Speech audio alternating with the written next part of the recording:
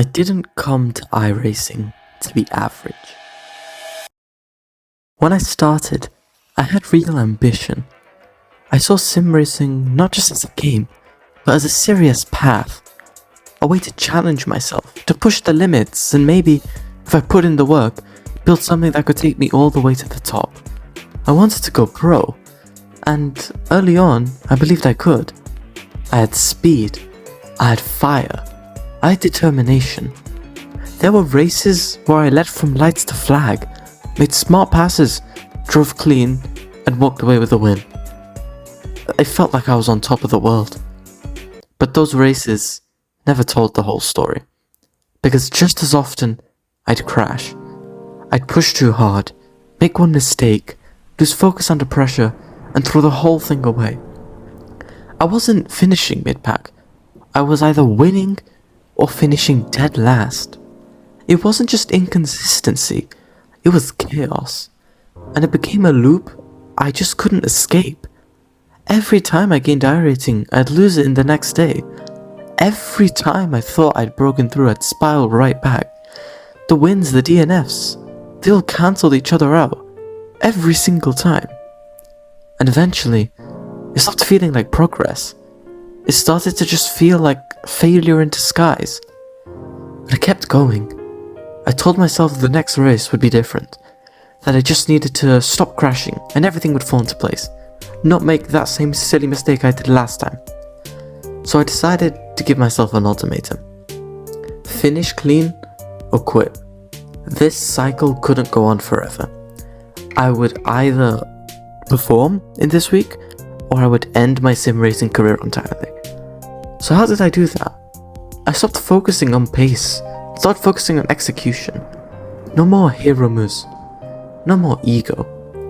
I studied my races, studied my mistakes, cleaned up my habits, simplified everything. And for the first time in months, I truly felt like things might go my way. And they did. While this might not seem impressive, I strung together 8 races without crashing. 8 clean, focused, disciplined, successful, consecutive races. And my strategies worked. I gained 350 iRating in a single week. That week, I gained more iRating than I had my entire iRacing career. For the first time, I felt like I had some control over my results. Like maybe I was finally figuring it out. And then, I got bumped into higher splits. That's when the truth really hit me in the face. I was finally finishing races. I wasn't crashing. I was doing everything right. So I thought. But suddenly, I was getting lapped. I was doing well for me, but I was still getting completely gapped by the front runners. These guys weren't just faster, they were in a different league. I was used to winning and DNFing, but now I was just at the back of the pack. They were pulling away lap after lap while I sat helpless, watching the delta grow no matter how clean I drove. It was humbling, demoralizing even. Just as I thought I was making progress, I saw just how far behind I really was. A year of pain, only to get a moment to think where you can finally break the cycle and then go back in it again.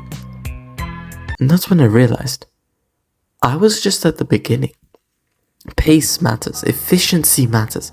Every tenth of a second, every corner, every steering input, every brake percentage matters. And if I wanted to be the best of the best, I couldn't just be consistent. I had to be fast. Be a complete driver. So now, here I am, sitting at 1,727 iRating.